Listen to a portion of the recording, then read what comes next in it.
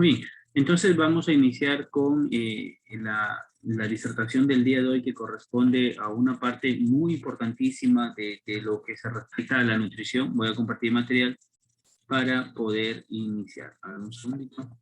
Vamos a hablar entonces de los estados metabólicos nutricionales, es decir, lo que vamos a trabajar el día de hoy corresponde a lo siguiente.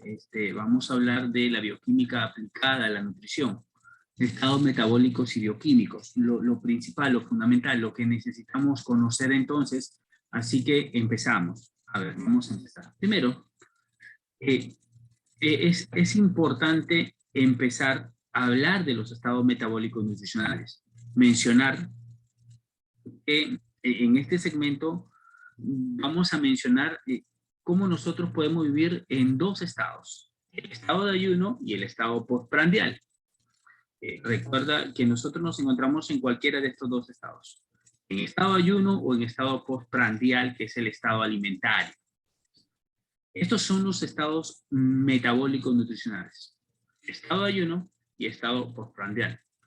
Ahora, el estado de ayuno se define como aquel estado donde han transcurrido mínimamente 6 horas después de haber ingerido algún alimento o aporte de calorías. Ese es el estado de ayuno.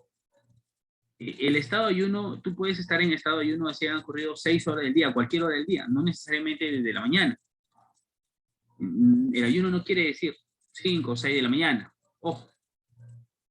Esto a tenerlo muy en cuenta, por favor. Ahora, ¿qué más? Cuando hablamos del estado postprandial, este estado comprende las 6 horas de alimentos desde la última ingestión. Comprende 6 horas siguientes a la ingesta de alimentos. Nosotros podemos vivir en estos dos estados. El estado de ayuno o el estado postprandial. Ahora, independientemente de la cantidad de alimentos que tú ingieras, va a ser el estado postprandial, 6 horas después de la ingesta de ese último alimento.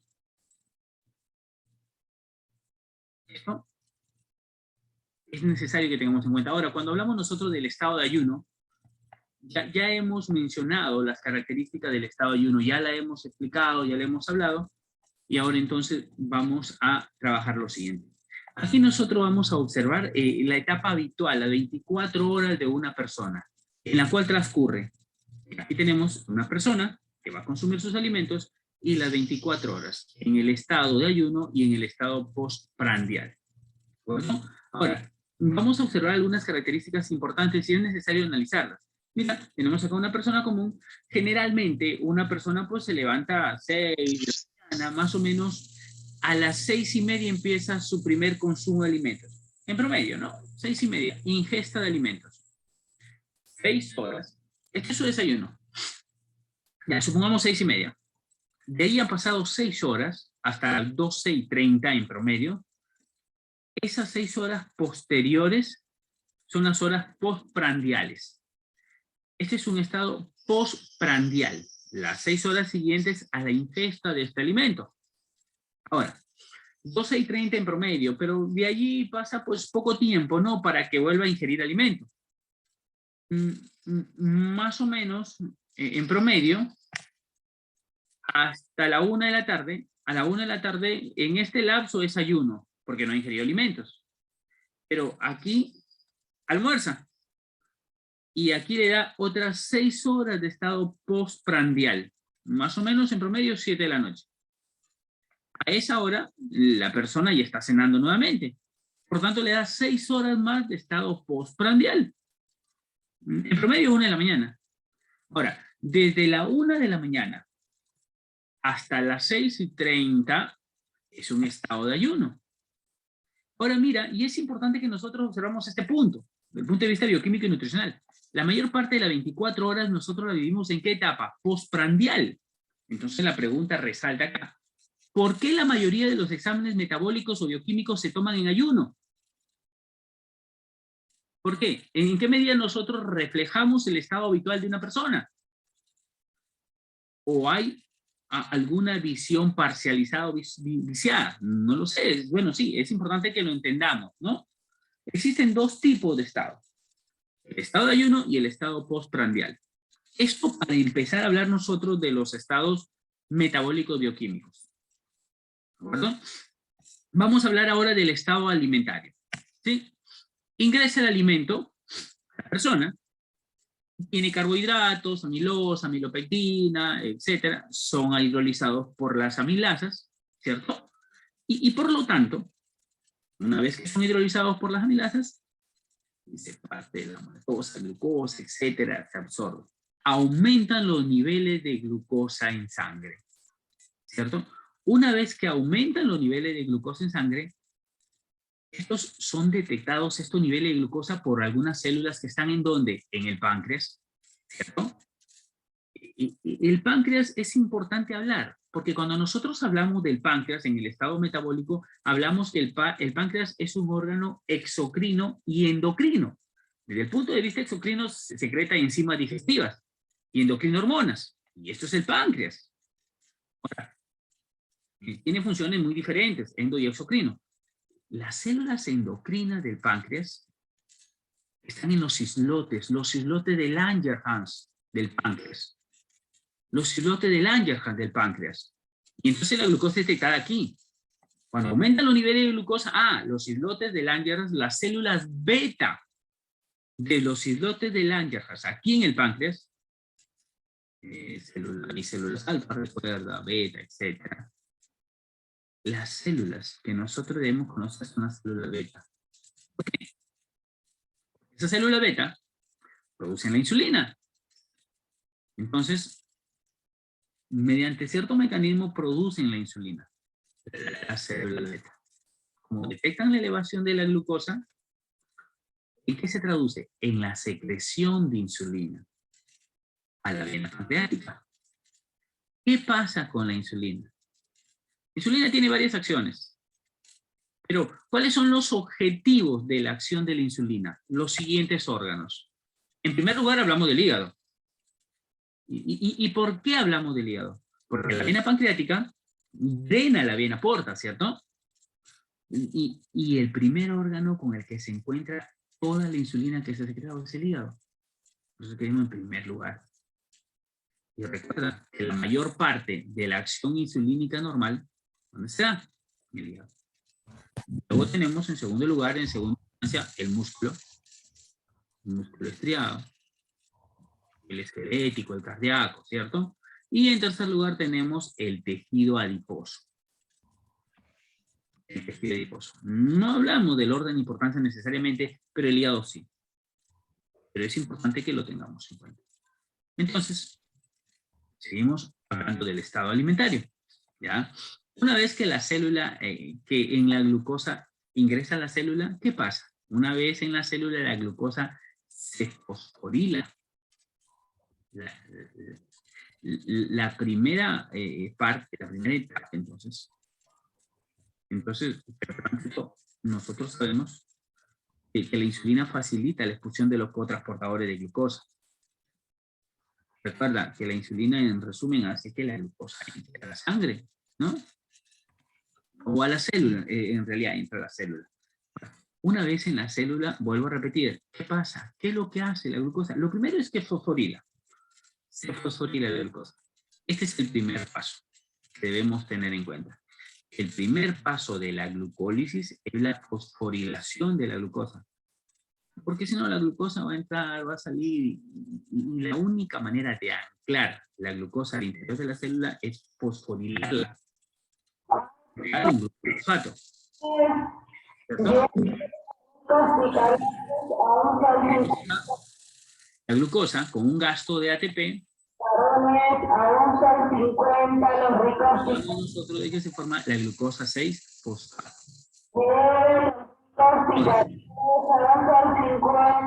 A ver, ese micro, esta glucosa 6-fosfato,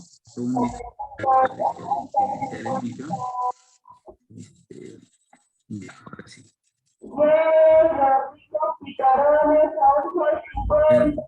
Ese micro, por favor. Un segundito para silenciarlo. Creo que ya está. Muy bien, entonces continuamos. Estábamos hablando acá, ¿sí? Que ya se fosforiló la glucosa. Agregamos un grupo fosfato. Ahora, ya tenemos anclado en el interior de la célula, ¿cierto? Recuerda que las enzimas que ponen fosfatos se denominan quinasas. Las fosfatas lo quitan. Las fosforilasas rompen. Y recordando esto. Recuerda, ya tenemos la glucosa 6-fosfato, ya está anclada. El primer paso es fosforilarla. Fosforilarla. Esto para poder empezar. Muy bien. Ahora, continuamos. Vamos a hablar a continuación lo siguiente. Podemos hablar de la exoquinasa, por ejemplo, que es una enzima poco específica, pero es muy eficiente. Aquí hablamos nosotros de la exoquinasa. Y además, esta se encuentra en todos los tejidos. En todos los tejidos. En todos los tejidos. Recuerda que todos los tejidos necesitan energía, necesitan hacer glucólisis, todos tienen exoquinasa. Sin embargo, cuando hablamos de la glucosinasa es específica principalmente del hígado y del páncreas. Principalmente del hígado y del páncreas. Ya tenemos. Ahora, recuerda, porque tienen glucosinasa, además de tener exoquinasa, también tienen el hígado y el páncreas la glucoquinasa. Recuerda que la glucosinasa, su acción es menos rápida, pero es mucho más específica, porque únicamente fosforila la glucosa y no a otras hexosas.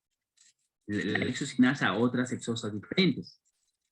Ahora, la glucoquinasa es mucho más específica, tiene la acción menos rápida, pero funciona en el páncreas como una especie de sensor de glucosa, porque tiene específicamente baja afinidad. Debe haber baja a concentraciones altas para que se activen. Muy bien. Ahora, vamos nosotros, ¿qué pasa en el hígado, en el estado alimentario? Porque estamos hablando del estado alimentario. La insulina estimula el ingreso de glucosa al hígado. Y la glucosa entra, ¿qué pasa? Se fosforila en glucosa 6-fosfato, ¿cierto? Se fosforila. Una vez dentro de la célula, sucede toda la vía glucolítica. Hablamos de dos opciones. Una de ellas es la síntesis de glucógeno y otra es dirigirme por la vía de la pentosa fosfato. Otra es dirigirme por la vía de la pentosa fosfato. ¿Qué sucede entonces cuando la glucosa ya se fosforila? ¿Qué sucede? Entonces, en esta pregunta. Repito, hay dos opciones, la síntesis de glucógeno y la otra irme por la vía de la pentosa fosfatos. Entonces, ¿qué va a pasar acá?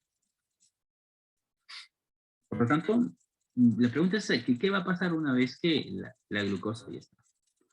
Entonces vamos a hablar nosotros recuerda, aquí en la síntesis de glucógeno, el glucógeno es el ahorro de esa energía cuando nosotros necesitamos en nuestro organismo. Muy bien. Entonces, ¿qué va a pasar? La glucólisis, recuerda que es ese equivalente de producción de energía, ¿no? Para cubrir ese gasto energético habitual de la célula, para producir energía. Entonces, la glucosa puede servir. La glucólisis para producir energía, la síntesis de glucógeno para almacenarse para después, o la vía de la pentosa fosfato. ¿De acuerdo? Si se va por esta vía, es muy poca. Pero es fundamental por muchas razones que luego la vamos a ir viendo. Pero una de ellas es que produce las pentosas que se necesitan para los ácidos nucleicos. La ribosa, la isoxaribosa, etc. ¿No? Y otra de las razones es que produce el NADP reducido, que se necesita para las grasas, ¿cierto? Es una vía muy especializada. Que la glucosa que se evapora es muy poca, pero es muy importante, fundamental. En promedio, el 55% para la glucólisis, 40% para y solo mira un 5 o 10% más, 5%, ¿cierto? Un 5% para la vía de las pentosas fosfato. Ahora, importante tener en cuenta que de toda la glucosa que nosotros ingerimos, más o menos la mitad es secuestrada por el hígado, ya sea para hacer glucólisis, para mantenerla como glucógeno.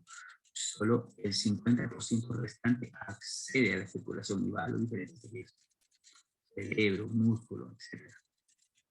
Eso, el hígado toma Impuesto muy forzoso para no permitir que la glucosa, ¿no? Ahora, ¿eso a qué se debe? A la ubicación anatómica del hígado. Todos los alimentos que absorbemos van a la vena porta, y la vena porta no muere en el hígado. Todo tiene que pasar por el hígado. Muy bien.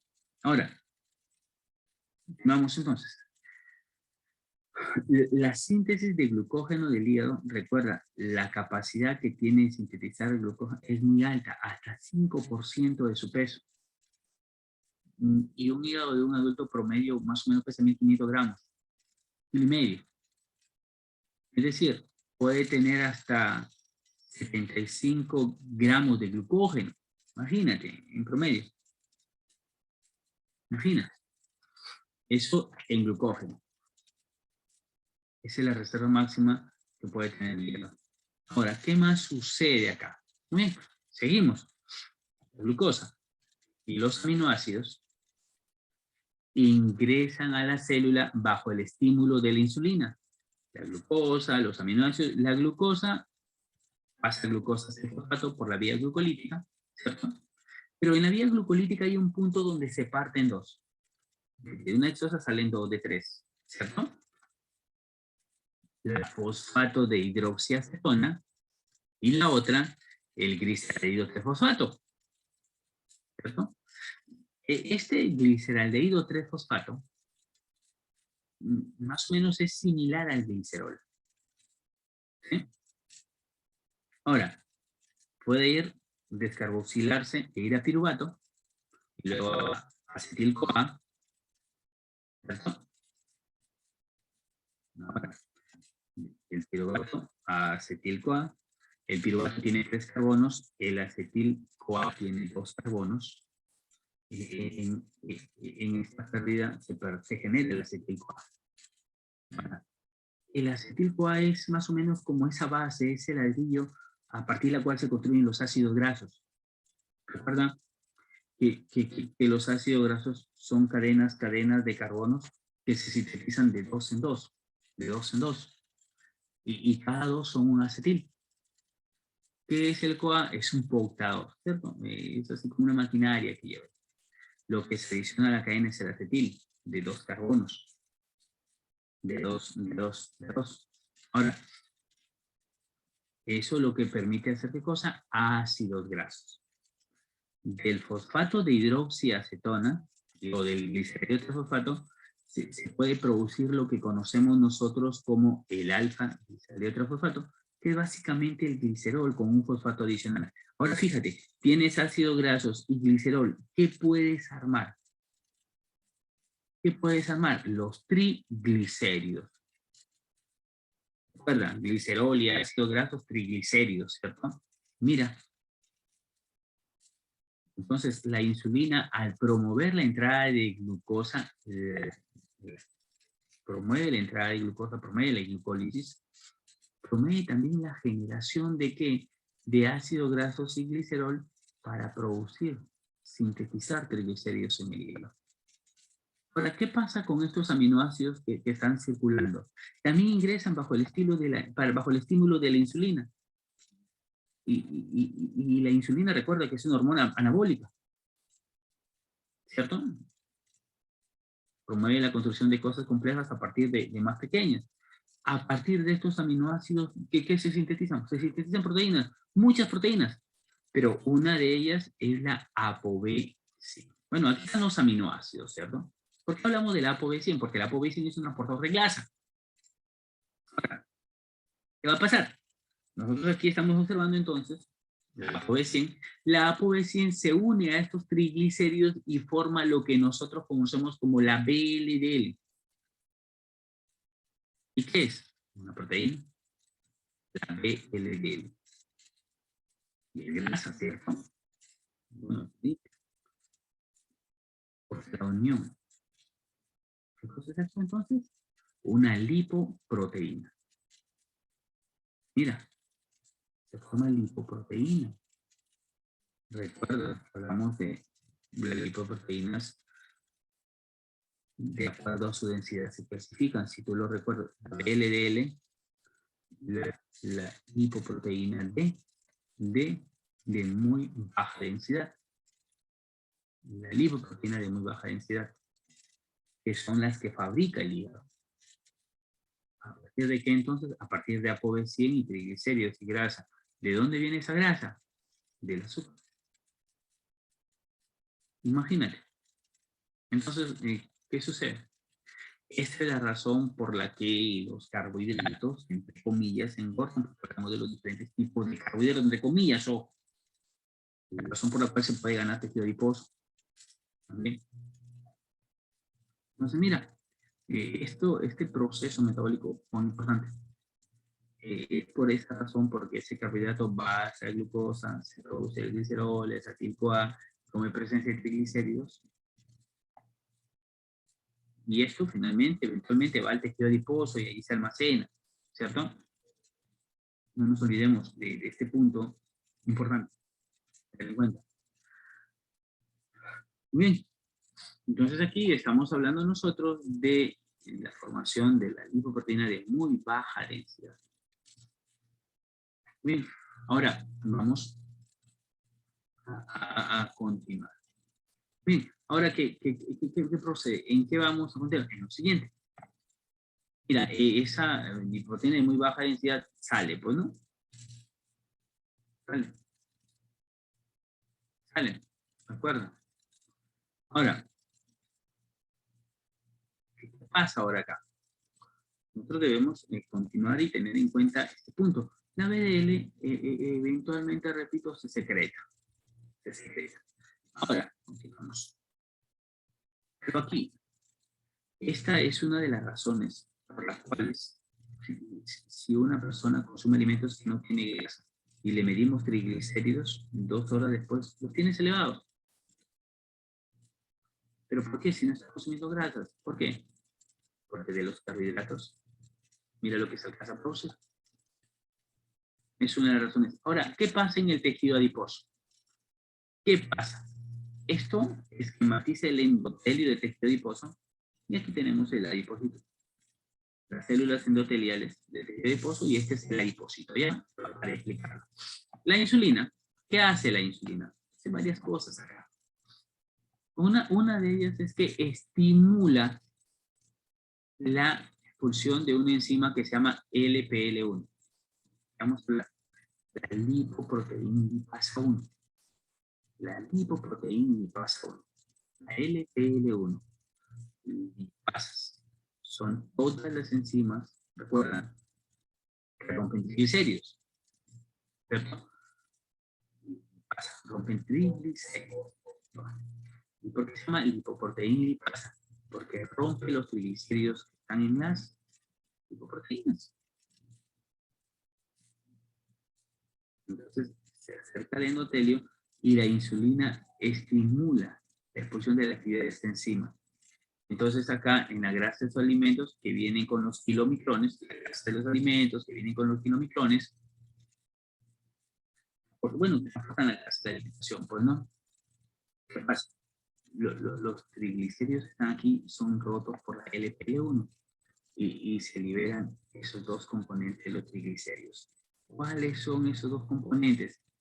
Ácidos grasos y glicerol. Ácidos grasos. Los ácidos grasos, ¿qué pasan? Entran al tejido adiposo y el glicerol sigue circulando. ¿Y a dónde se va? Se va al hígado. ¿Por qué? Porque el glicerol es uno de los 3 sustratos que sirve para hacer la gluconeogénesis, ¿cierto? Uno de los 3 es el glicerol de los 3 sustratos. Luego hablaremos de eso. Recuerda. Ahora, bien, entonces ya está. Los ácidos grasos ingresan. Y el glicerol se va hacia el hígado. Estos ácidos grasos, cuando entran al tejido adiposo, tienen que reesterificarse. Tienen que volver a combinarse con glicerol para hacer triglicéridos nuevamente. ¿Y cómo sucede esto? Sencillo. El tejido adiposo no tiene glicerol, ¿cierto? Pero sí, si nosotros consumimos alimentos, hay glucosa y la insulina promueve la entrada de la glucosa. Esa glucosa entra, se fosforila por la glucólisis, se rompa y entonces al último, ¿qué cosa nos produce? La alfa-glicerol fosfato. sea, glicerol. Ya tenemos ácidos grasos, ya tenemos glicerol, ¿qué vamos a sintetizar? Bueno, ¿qué vamos a sintetizar? Triglicéridos. En estado alimentario, hay glucólisis hepática, hay secreción de lipoproteínas y hay acumulación de triglicéridos en el tejido adiposo. ¿Qué más sucede en el tejido adiposo? Nosotros generalmente tenemos una enzima importante, la enzima adipolítica, que es una lipasa, es la lipasa adipolítica y es diferente al LPL1. La LPL1, recuerda dónde se expresa. La LPL1, recuerda, en el endotelio, y se encuentra, ahí se expresa. Ahora, generalmente en el endotelio. Ahora, esta lipasa adipolítica está dentro de los adipocitos, en el citoplasma de los adipocitos. Lipasa adipolítica. Es enzima, muy importante. Ahora, ¿qué propiedad tiene esta enzima? Conocida como lipasa tisular, lipasa hormonosensible. Esta enzima normalmente lo que hace es romper triglicéridos a ácidos grasos y glicerol, como todas las lipasas rompe. Ahora, la diferencia ¿cuál es? Es que esta es inhibida por la insulina. Es, repito, inhibida por la insulina. Es inhibida por la insulina. Y esta es una de las razones por las cuales en los pacientes con diabetes, cuando empiezan a recibir tratamiento con insulina, tienen ganas de peso. ¿Por qué? Porque bloquea la lipólisis. Bloquea la lipólisis. Nosotros no podemos imaginar qué pasa cuando una persona no consume. El azúcar disminuye, la insulina baja, porque el páncreas no secreta insulina, la célula beta, y entonces la lipolítica que pasa se desinhibe y empieza a romper la grasa. Ahí está. Por eso cuando una persona hace ayuno, disminuye el peso. No tenemos procesos, ¿no? Que debemos ir recordando. Ahora, ¿qué pasa? El triglicérido se acumula. En el estado alimentario o estado para que la persona vaya más o menos acumulando. ¿Recuerda? Entonces, ¿qué pasa cuando una persona tiene resistencia a la insulina? Por ejemplo, una persona con síndrome metabólico, con diabetes. ¿Eso sucede? No sucede.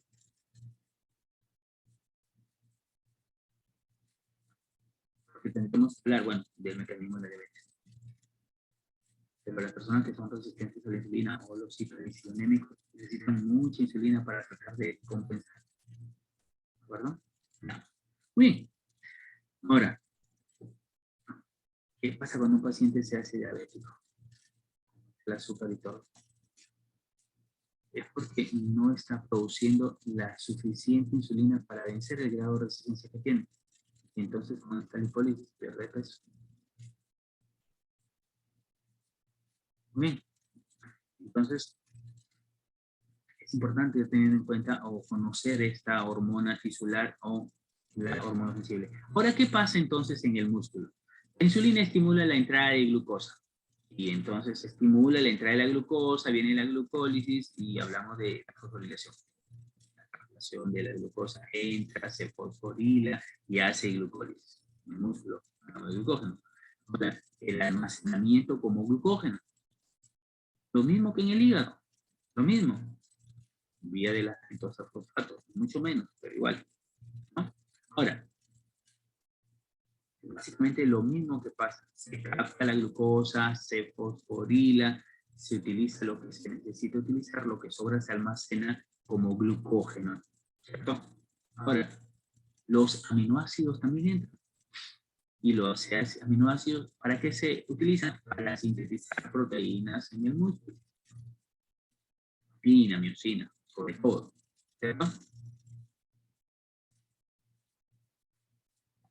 Bastante interesante conocer estos mecanismos. Bueno, por ejemplo, en el gimnasio hay personas que se inyectan insulina. para ganar masa muscular, ¿cierto? Por supuesto que funciona. ¿Por qué?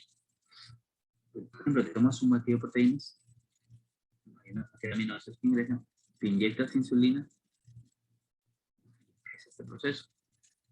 Pero va a entrar al estímulo anabólico. La insulina, los aminoácidos entran como proteínas. Pero ¿qué pasa si es que se te va la mano? Haces una hipoglucemia. Y una hipoglucemia severa es una urgencia, ¿no? Que puede matar a una persona. Por eso hay que tener mucho cuidado con ello. Puede dejar secuelas muy serias en una persona.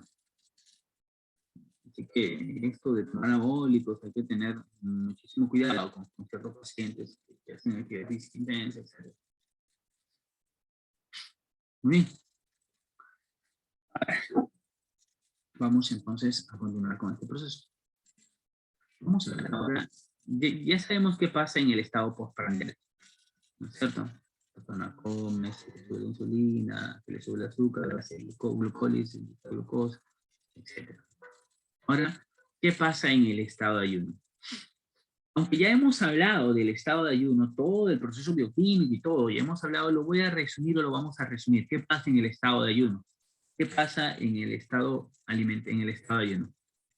Lo primero que sucede es que el cerebro pues trabaja siempre a diario, pues no tiene vacaciones, ¿cierto?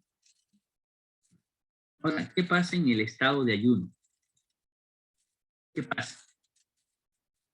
Biológicamente se supone que el cerebro está todo el tiempo activo, todo el tiempo trabajando, consumiendo glucosa, controlando la respiración, el pulso cardíaco, etcétera, etcétera. Todo. Y eso implica que el cerebro consume más o menos en promedio 7 gramos de glucosa por hora. Trabaja, 7 gramos de glucosa por hora. Trabaja y trabaja. Pero ¿qué sucede? Ahora, en los eritrocitos, que también trabajan, tienen un consumo alto de glucosa, más o menos un promedio de 2 gramos por hora. Como consecuencia de este consumo continuo, cerebro y eritrocito, sobre todo, aun si la persona no está durmiendo, la glucosa va a disminuir. La glucosa va a disminuir. ¿Pero por qué consume glucosa? Sobre todo el latido cardíaco, el músculo respiratorio, sobre todo cerebro y eritrocito, son los que más consumen. Sobre todo ahora. Entonces, ¿qué pasa? Baja la glucemia. Disminuye la glucemia. Recuerda, emia, ¿qué significa? Sangre. No, emia es sangre. No te olvides. Disminuye la glucemia, disminuye la glucosa en sangre. Ahora seguimos con el estado de ayuno. Ya sabemos, disminuye la glucemia. ¿Cierto? Disminuye lo que llamamos azúcar. El cuerpo no va a permitir que el azúcar disminuya demasiado, porque una hipoglucemia es un estado muy peligroso para el cerebro. Si, por ejemplo, 5 y 10 minutos sin glucosa y sin cuerpos cetónicos, el cerebro se muere y empieza a morirse, ¿no? Ahora, ¿qué pasa en el estado de ayuno? Para evitar eso, hay una respuesta que se le llama la respuesta contrarregulatoria. La respuesta contrarregulatoria. Tenemos el cerebro, las glándulas suprarrenales y el páncreas. Cerebro, glándulas suprarrenales. Disminuye la glucemia. Es detectado en el hipotálamo por las neuronas sensibles a la glucosa. Algunas que van a producir la ACTH. A producirla. Esas células que producen ACTH están en la hipófisis, en la pituitaria. Y ellas, a su vez, están bajo sus órdenes del hipotálamo, que producen otra enzima que se llama CRH. Ahora, cuando baja la glucemia, lleva a la pituitaria a producir esto. Lleva el cerebro de la pituitaria cuando disminuye la glucemia a producir ACTH. La ACTH, la hormona adenocorticotrófica, esta hormona adrenal, al lado del riñón, la hormona adrenal. Córtico es la corteza. Y trófica hace que se mueva. La hormona adrenocórticotrófica hace que trabaje la corteza adrenal. Eso hace. Interesante, ¿no? Muy bien. Importante conocer un poco la histología de la glándula adrenal, que es como dos órganos en uno. Tiene una corteza y tiene una médula que funciona diferente. Tiene funciones diferentes. Esto estimula la corteza suprarrenal. Por ejemplo, el cortisol es así porque viene de la corteza suprarrenal. Los corticoides de la corteza suprarrenal. ¿Sí? Ahora, ¿qué más ocasiona? Ocasiona en la pituitaria la secreción de la hormona del crecimiento. O la hormona del crecimiento de la GH. Eso ocasiona en la pituitaria. Esta es una de las hormonas contrarregulatorias. Esta, a su vez, estimula a las células de la corteza suprarrenal para producir cortisol. Y el cortisol es la segunda hormona contrarregulatoria. Asimismo, se genera una señal neural que viene por la médula y que estimula células de la médula suprarrenal. Las células de la médula suprarrenal, ¿sí?, se parecen a las neuronas, que secretan neurotransmisores a la sangre. Ahora, estas células de la médula suprarrenal, ¿qué producen? Catecolaminas. Las catecolaminas. Recuerda que son adrenalina, noradrenalina, ¿no? Ahora, particularmente adrenalina. Epinefrina. La epinefrina es la adrenalina, ¿pues? Y la norepinefrina es la misma noradrenalina. Esto para la otra dopamina. Ahora, bien, catecolaminas. Ya tenemos tres. Hormona del crecimiento, cortisol y catecolaminas. Y la cuarta, ¿cuál es? Recuerda, el bajo nivel de glucosa es detectado por las células alfa del páncreas. Las células alfa, en los islotes. Hay células alfa, beta. La beta secretan insulina. Las células alfa producen glucagón. ¿Cierto? Las células alfa producen glucagón. Y esta es la cuarta hormona contrarregulatoria. Todas estas hormonas se oponen a la insulina. Contrarrestan la actividad de la insulina en el estado iónico. La hormona del crecimiento, cortisol, catecolaminas y glucagón. Es importante conocer estas cuatro de la respuesta contrarregulatoria, entonces. Ahora, ¿qué pasa en el tejido adiposo? ¿Qué es lo que va a pasar aquí en el tejido adiposo? ¿Qué es lo primero que va a pasar en el tejido adiposo? ¿Qué va a pasar entonces aquí? Se rompe triglicéridos. ¿Cierto? Se desinhibe la lipasa lipolítica. Ya lo habíamos mencionado. Disminuye la glucosa, disminuye la insulina, disminuye la glucosa, disminuye la insulina, la lipasa lipolítica se quita su freno, se rompen los triglicéridos ¿en qué? En glicerol y ácido graso. Ellos salen a la circulación. Ácido graso y glicerol. Entonces, en el estado de ayuno, si nosotros medimos ácido graso libre o glicerol en sangre, son más altos. Si medimos en el estado de ayuno, pues rompidos en el glucosa. ¿Para qué van a servir los ácidos grasos? ¿Para qué? Para proveer energía. ¿Cierto? Para proveer energía. ¿Y el glicerol para qué va a servir? Para hacer glucosa. Para hacer gluconeogénesis. Muy bien. Seguimos entonces. ¿Qué pasa ahora en el músculo? Las hormonas contrarregulatorias, ya hemos mencionado 4, hacen que se degrade el glucógeno en la glucosa 6-fosfato. ¿Cierto? Glucosa 6-fosfato. Pero recuerda que el músculo es un tejido, entre comillas, egoísta. La glucosa es para el músculo. La grasa es para él. Un tejido, entre comillas, ¿no? Que solo trabaja para él. ¿Qué es lo que sucede? Que el músculo no tiene la enzima glucosa 6-fosfatasa. La enzima que le quita ese grupo fosfato a la glucosa. El músculo no lo tiene. El músculo no lo tiene. Para poder exportar glucosa, la glucosa que tenemos ahora, necesitamos filtrarla. La glucosa no te da la glucosa 6-fosfato. Si tú quieres pasarla a la sangre, necesito quitar estos fosfatos y el músculo no tiene eso. La única opción es consumirse esa glucosa 6-fosfato. La única opción. ¿Cómo? La glucólisis. Se lo lleva a piruvato por la glucólisis y luego al lactato, utilizando la vía de la glucosa anaeróbica. No, la fase produccional de glucosa anaeróbica, no te olvides. ¿Qué pasa en un estado de ayuno? En el músculo, productora de glucógeno.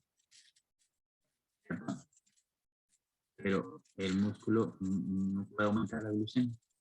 No puede exportar su glucosa, por lo tanto se la consume. Y lo lleva hasta el lactato.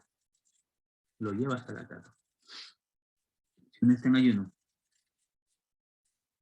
o está haciendo ejercicio intenso, fisiológicamente funciona igual que el ayuno, ¿no? Hacer mucha glucólisis anaeróbica en ese estado. En el ejercicio intenso, nosotros secretamos gran cantidad de hormonas contrarregulatorias. Y el efecto es muy similar. ¿No? El efecto es muy similar. Este lactato sale a la sangre. ¿Perdón? Y aquí ese es algo de energía. Sale a la sangre. ¿Y para qué nos va a servir? Para hacer glucosa. Es otro sustrato gluconeogénico. El glicerol es uno, que viene sobre todo del glicoso. El lactato, que viene sobre todo del músculo. Y los aminoácidos, ¿no? La alanina, por ejemplo, también vienen sobre todo del músculo. Entonces aquí estamos. Las hormonas contrarregulatorias llegan a la degradación de proteínas para liberar sus aminoácidos y los aminoácidos salir a la circulación sanguínea. Igual, pero y van a ser, estos son otros sustratos gluconeogénicos, 3 sustratos que ya estamos mencionando. Glicerol, lactato y aminoácidos, 3 sustratos gluconeogénicos. Ahora, si sale a la sangre, ¿de qué? ¿Cómo funciona? ¿Cómo funciona? ¿De qué viene? Por una parte, la glucosa anaeróbica le da algo de energía al músculo. Pero ahí está. Por otra parte, puede captar ácidos grasos libres de esos que está produciendo el tejido adiposo y oxidarlos por la beta-oxidación, pues no. Quemarlos.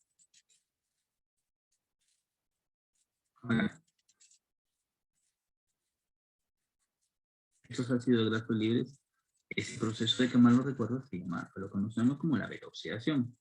O puede también tomar cuerpos cetónicos, ¿sí? Que se producen después de quemar las grasas. Esos residuos que quedan, el músculo los puede usar y también beta-oxidarlos.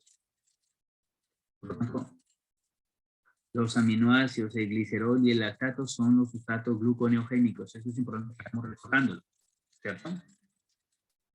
Ya sabemos qué pasa, ¿no? Esos son los sustratos gluconeogénicos. Ya sabemos qué pasa en el músculo, en el hígado, en el tejido adiposo, en el ayuno. Las hormonas contrarregulatorias hacen que se degrade ese glucógeno. En el hígado, hacen que se degrade el glucógeno hasta glucosa 6-fosfato. Entonces, pero hemos mencionado que la glucólisis en el hígado es muy insulino dependiente. Entonces, ¿qué va a pasar con esta glucosa 6-fosfato? Una opción es, recuerda, el hígado es un órgano muy generoso a diferencia del músculo. El hígado cuenta con esta enzima glucosa 6-fosfatasa que no tiene el músculo para quitarle este fosfato a la glucosa y a la glucosa fosfato y exportarla. De tal manera que el hígado provee de glucosa provee de glucosa. Gastándose su glucógeno, quitándole el fosfato a la glucosa y sacando esa glucosa. Para que la use cualquier otro tejido. Cualquier otro tejido. ¿No? El endotelio, cualquier otro tejido.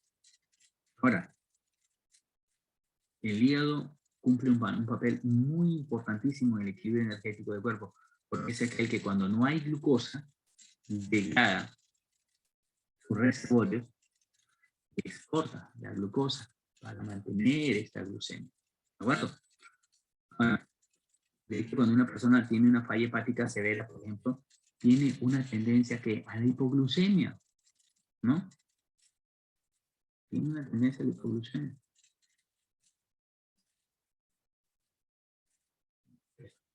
Muy bien.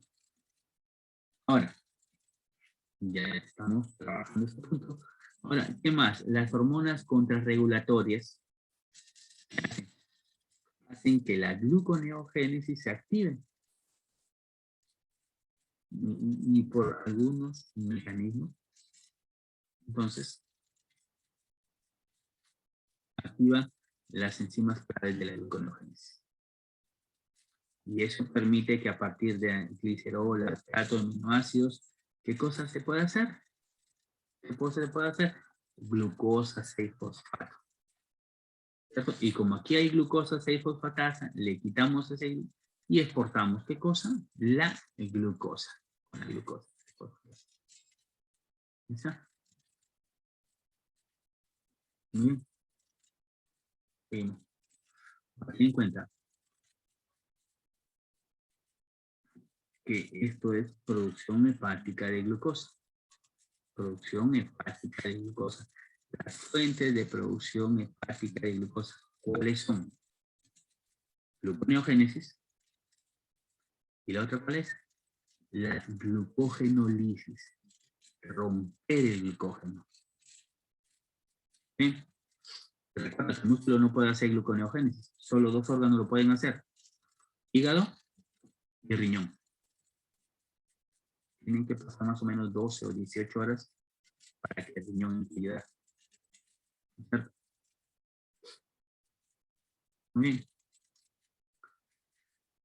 Bien. A ver, vamos a continuar entonces. Ahora, estamos acá en el hígado. ¿Qué más pasa en el hígado?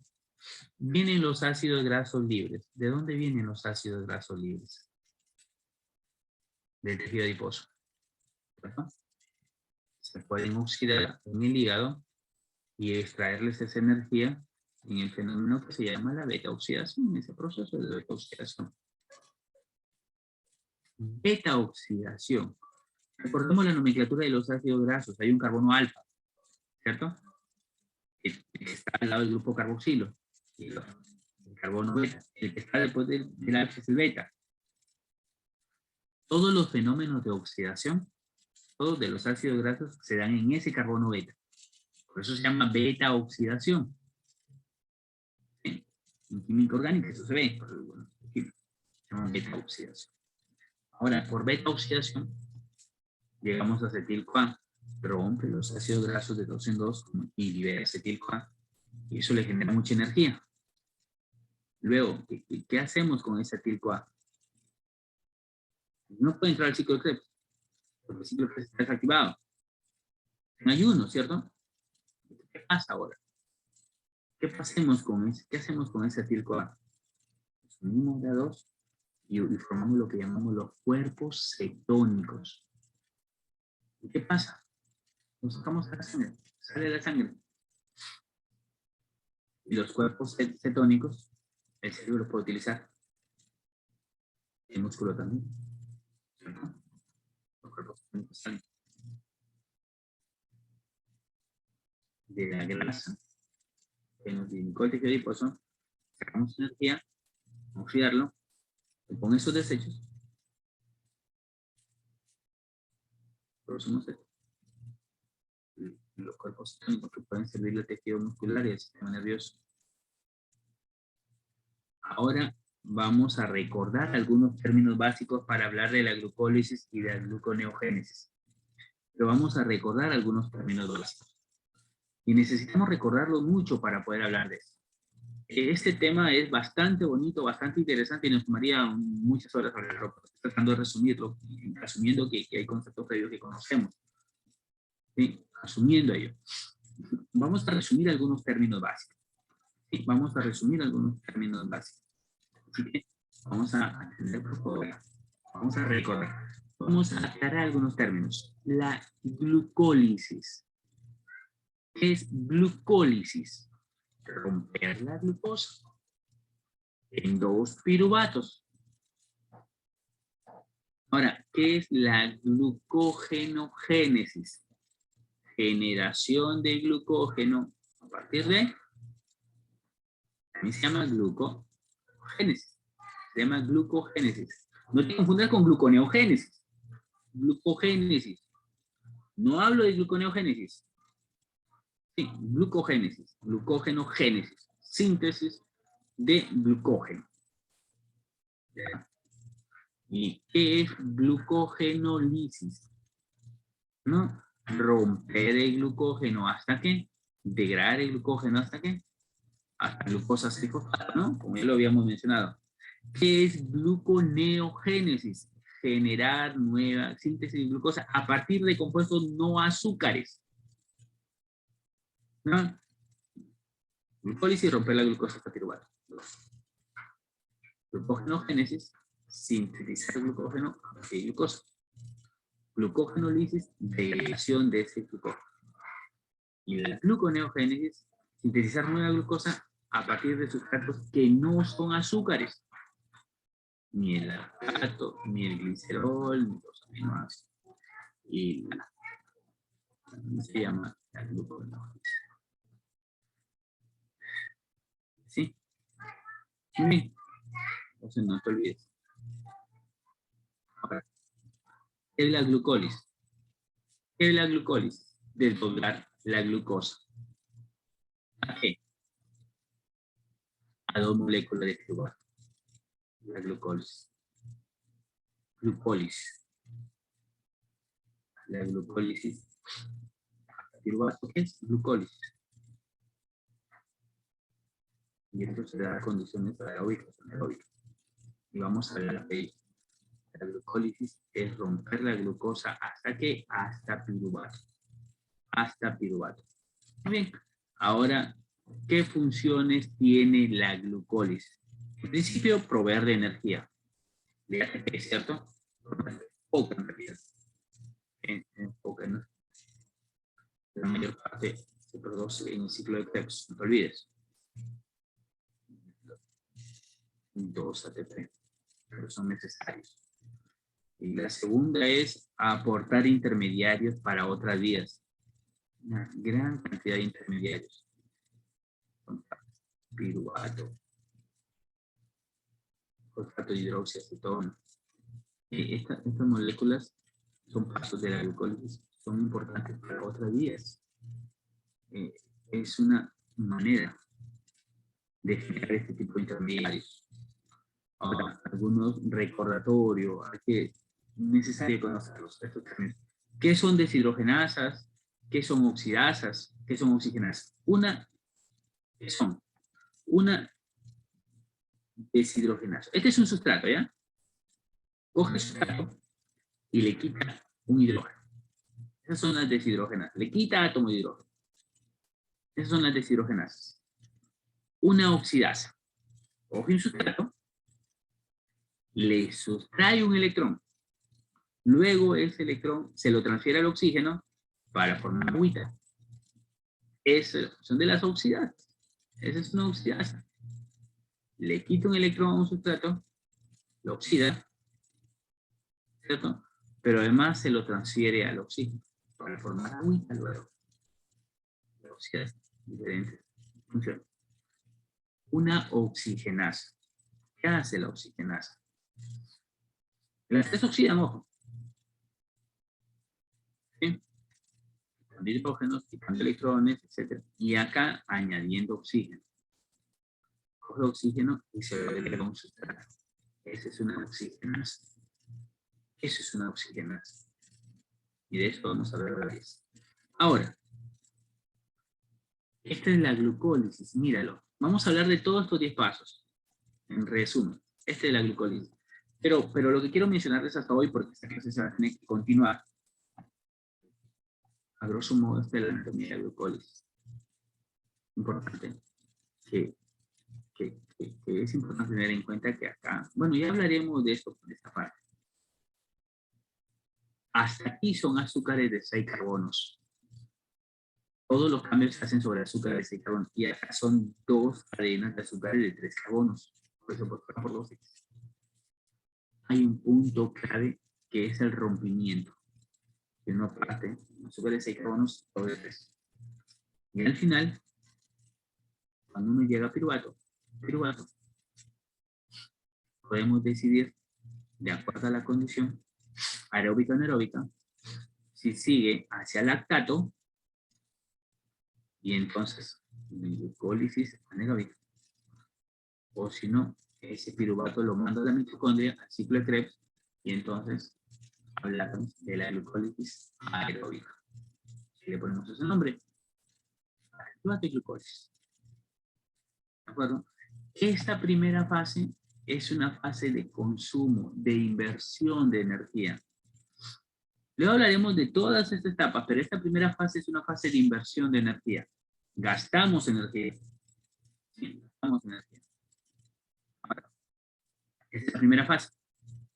En la primera fase de la glucólisis no se produce energía. De hecho, consumimos energía. Fase de consumo, fase de inversión de energía. Que es cuando hay un solo azúcar de 6 carbonos. En esta segunda fase es la fase de generación de energía, donde se extrae energía de estos azúcares. Y de ello, aquí son 2 cadenas de 3 carbonos, ¿cierto? Generamos 2 por cada T2. Y bueno, y de esto nosotros vamos a continuar y vamos a seguir hablando durante el desarrollo de la próxima clase, porque lo que corresponde a los procesos metabólicos y bioquímicos importantes debemos de tratarlos más detalladamente. Y todo este paso de la glucólisis la vamos a hablar del ciclo de Cori, y vamos a hablar de todo lo que sucede. Y lo que necesitamos conocer para terminar. Muy bien, y entonces nosotros por aquí, sí, porque repito, para poder continuar con este proceso de la glucólisis, hablar de todo, es importante desde el punto de vista bioquímico y nutricional. Vamos a hablarlo más detalladamente durante la próxima hora, bueno, de la próxima clase, y por eso es que hasta acá nos vamos quedando para resumir esta clase. Esa clase se va a ir en 2 etapas. Hablamos de las 2 condiciones que una persona puede vivir. La etapa de ayuno, condición de ayuno, y la etapa postprandial, por 6 horas. Nosotros vivimos generalmente ¿en qué condición? En una condición postprandial. Y eso es importante para después poder analizar todos los procesos bioquímicos y nutricionales.